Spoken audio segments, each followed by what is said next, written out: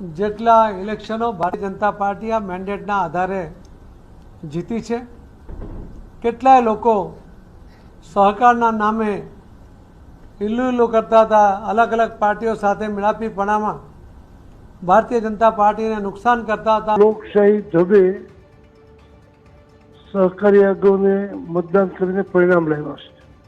આ પરિણામને કોઈ ઇલ્લુ તરીકે જોતા હોય તો આવું કહેનારને મારે પૂછવું છે કે સવારે કોંગ્રેસમાં હોય, બપોરે પાર્ટીમાં આવે અને પછી એને ટિકિટ આપવામાં આવે એવા કેટલા લોકો ગુજરાતમાં છે જેથી કાર્યકર્તાઓ દુઃખી છે।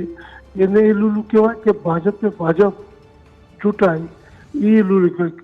ભાજપમાં આવીને કોંગ્રેસ સવારમાં બીજે દિવસે પદ મેળવી લે એને ઇલ્લુ કહેવાય કે ભાજપમાંથી ભાજપમાં મનગઢંત નિર્ણયોની સામે લોકશાહી ઢબે મતદાન થાય અને લોકો એનો ઉમેદવાર પસંદ કરે એને કહેવાય।